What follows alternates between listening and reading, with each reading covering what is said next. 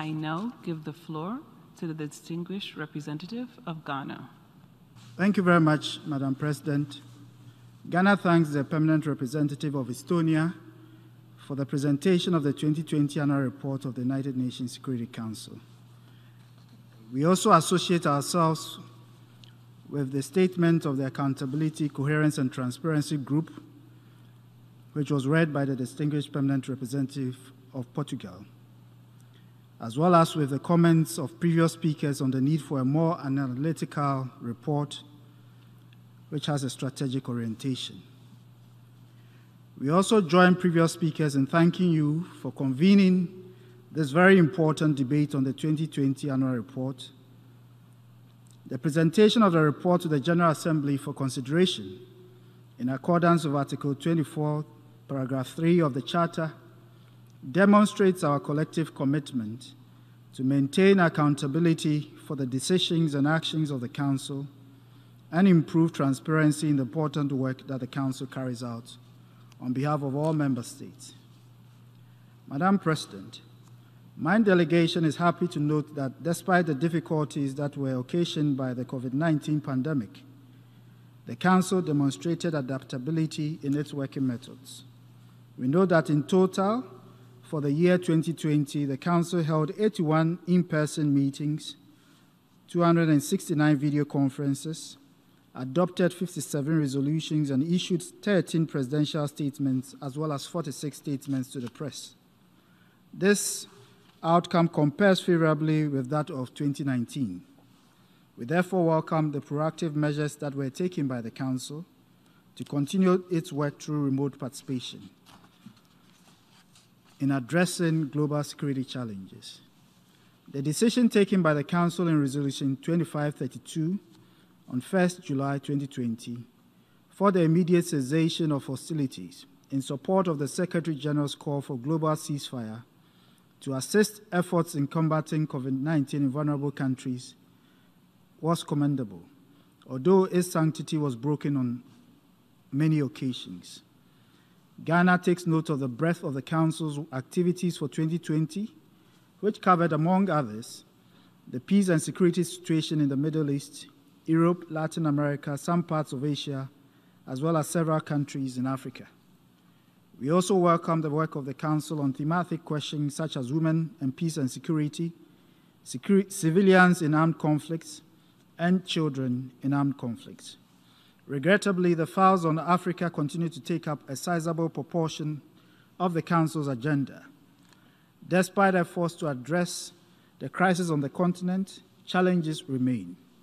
The worsening situation of refugees and displaced persons during the pandemic, as well as the deterioration of the security and humanitarian situation in some parts of West Africa, the Sahel, and the Lake Chad Basin are of major concern.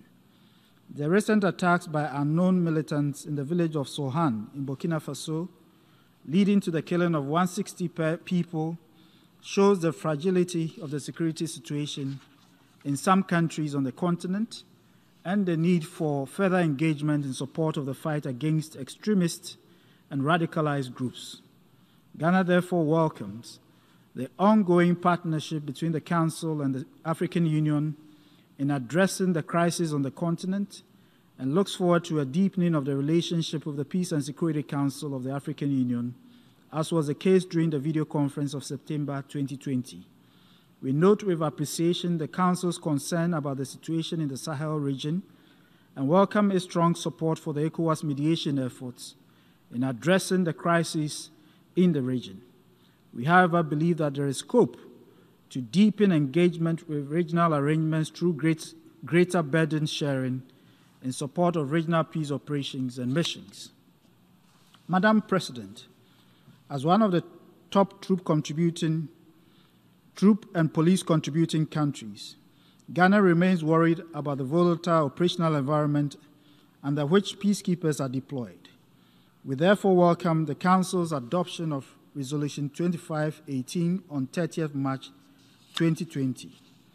Additionally, we believe that the Council's deliberation on integrating child protection into peace processes, inclusion of human rights components in peacekeeping mandates, as well as its support for strengthening the collective efforts of stakeholders towards the meaningful participation of women in peacekeeping operations, are relevant and appropriate and should be encouraged. Ghana also calls on the Council to be more committed politically to strengthen the capacity of states that are in need, especially those of Africa, in countering terrorism and violent extremism. The current situation makes it imperative that unimpeded humanitarian access for displaced persons and refugees, in accordance with international humanitarian law, should be supported as a matter of urgency. Madam President, in concluding, let me thank Member States for the very strong support for our candidature to the Security Council as exhibited through the votes this morning. As Ghana looks forward to taking its seat on the Council on 1st January 2022, it is our fervent hope that we will be able to cooperate with all Member States and indeed the entire UN body in enhancing global peace and security for sustainable and inclusive development. Finally, let me congratulate Gabon, the United Arab Emirates, Albania, and Brazil for their respective elections. We look forward to working with them on the Council. I thank you very much for your kind attention, Madam President.